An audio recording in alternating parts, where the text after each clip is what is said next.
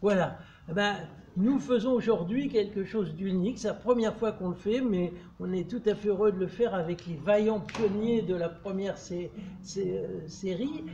Nous lançons une journée théologique, le but étant de marier ensemble la liturgie dans l'Église, la prière et l'étude, selon un dosage qu'on espère bon et qui va nous permettre cette fois-ci de nous pencher sur la Bible comme source pour la vie spirituelle, comme eau fraîche qui coule. C'est pour ça qu'on a une affiche qui représente de l'eau qui coule, eau fraîche qui coule et qui rafraîchit et désaltère les âmes assoiffées. Alors ça va comporter donc d'abord l'intervention du Père de Rocourt qui va nous parler des différentes lectures de la Bible au cours de l'histoire de l'Église et qui nous introduira donc à cette journée. Et à la fin de l'après-midi, c'est plutôt moi qui interviendrai en donnant quelques pistes sur l'usage de l'écriture pour nourrir et approfondir notre vie spirituelle et nous permettre ainsi d'être vraiment et profondément nourris. Voilà. J'espère que ça suffira comme annonce. Voilà, mais je pense que le Père de Rocourt va arriver dans 1 minute. Merci.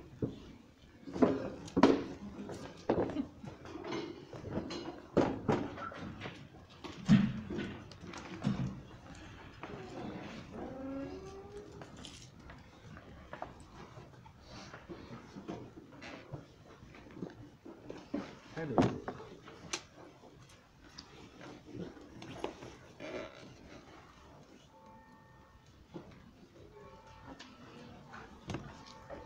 Voilà.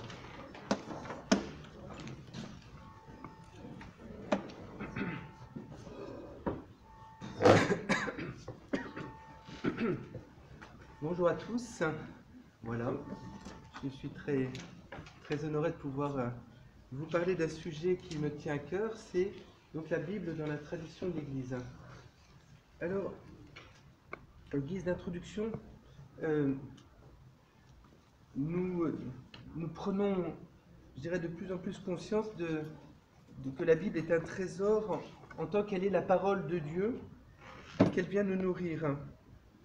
Vous voyez, on a pu autrefois la présenter un peu comme de façon un peu plus abstraite et sèche.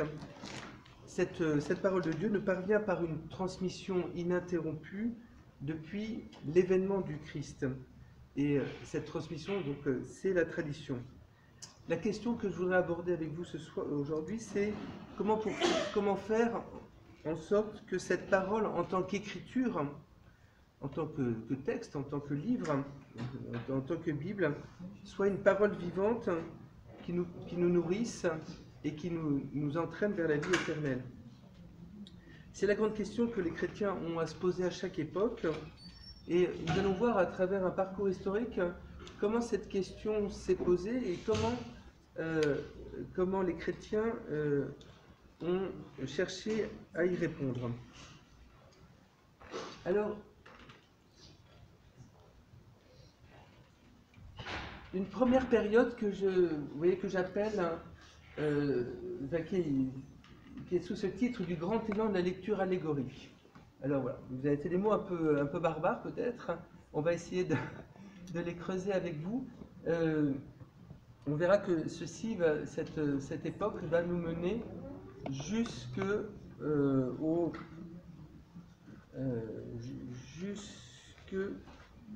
à une controverse au IVe siècle. Donc en fait, ce qu'il faut bien se dire, c'est que l'événement du Christ va révolutionner la lecture de l'Ancien Testament. Et que on va découvrir, si vous voulez, dans l'Ancien Testament, un sens qui jusque-là n'était pas aperçu.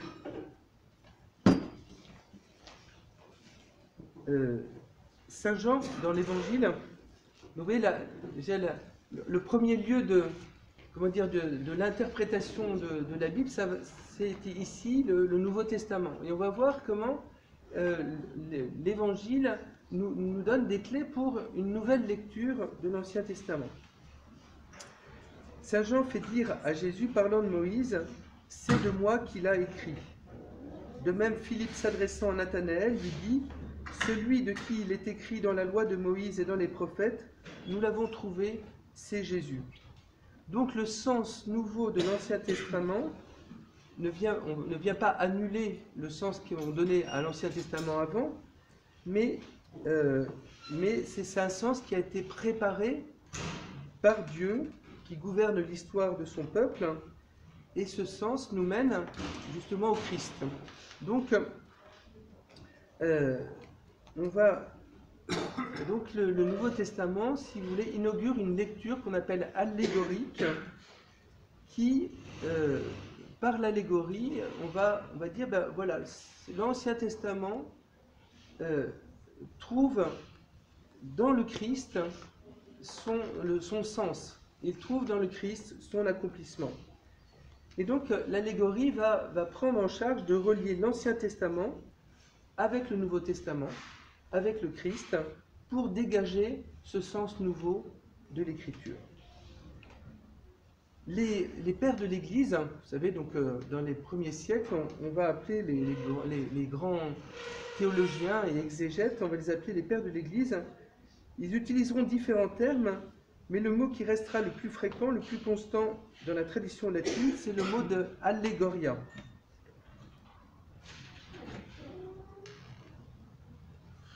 Dans son acception traditionnelle, pour ces auteurs, l'interprétation allégorique consiste à discerner les types ou figures, hein, c'est des images, si vous voulez, que vous avez en Israël, dans l'Ancien Testament, qui annonçaient le Christ. Et alors, il y a un grand slogan des pères de l'Église, c'est de dire, dans tout Israël, dans tout l'Ancien Testament, il y a tout le Christ. Vous voyez, c'est une espèce de d'émerveillement de se dire, mais finalement, voilà, le Christ, c'est lui qui était attendu par Israël, c'est le Christ qui donne son sens à l'Écriture, à l'Ancien Testament. Donc, cette interprétation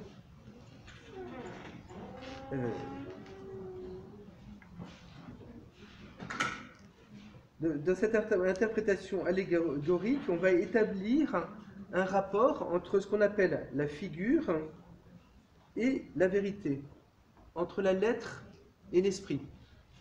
On va se dire, vous voyez par exemple, la sortie d'Égypte, hein, le fameux Exode, hein, c'est une figure, c'est-à-dire une image qui annonce, qui va annoncer le grand passage où le Christ passe de la mort à la vie. Donc, voilà, c'est ainsi que on va développer cette lecture allégorique. Pour cette raison, on va lui donner aussi le nom de sens spirituel ou théologique. En fait, vous voyez, quand on parle de sens spirituel ou théologique, on va dire c'est l'ensemble des manières d'entendre le texte biblique qui nous permet d'aller plus loin que simplement l'histoire.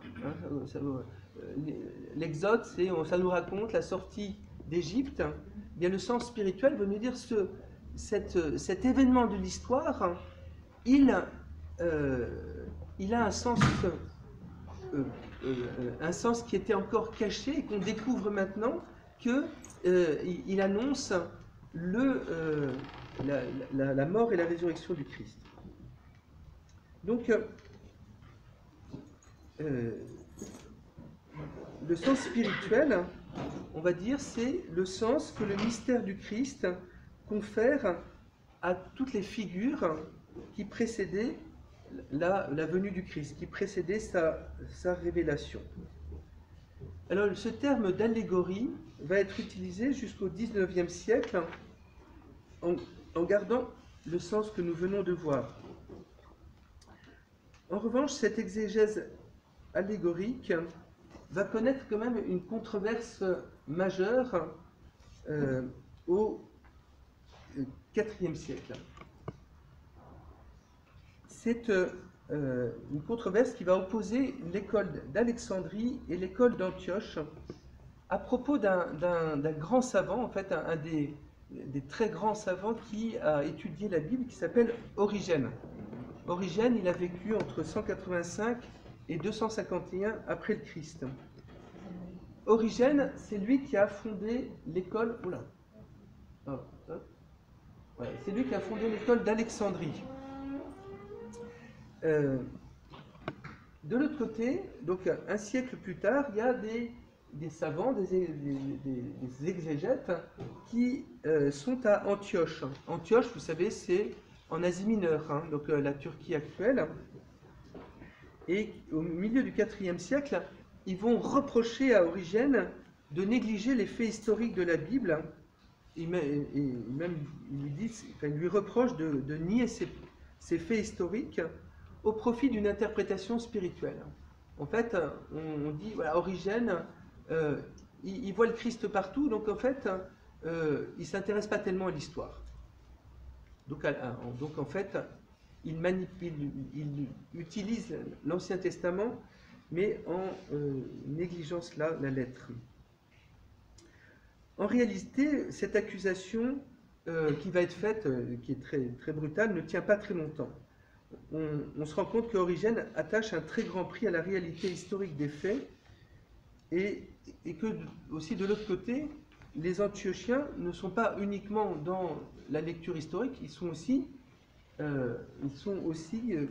fortement concernés par une lecture spirituelle. Mais en fait, on se rend compte qu'il y a un petit peu deux façons d'aborder l'écriture, deux façons qui sont plus complémentaires qu'opposées. Donc l'opposition entre les deux écoles n'est pas celle de la lettre et de l'esprit, en disant à Antioche, on travaille l'histoire et la lettre, et puis à Alexandrie, on est dans les idées, dans la théologie, dans la spiritualité. En fait, c'est pas tellement cela l'opposition. C'est que il s'agit plus d'une opposition entre ce qu'on appelle les exégètes et les théologiens, hein, ceux qui sont plus concernés par la lettre même et d'autres plus par la théologie. Le père de Lubac, qui a beaucoup étudié cette question-là, dit « Les uns sont surtout sensibles à l'originalité de l'Ancien Testament, à l'accent propre de la religion juive et des prophètes. Les autres sont préoccupés surtout des constantes spirituelles. Ils veulent retrouver partout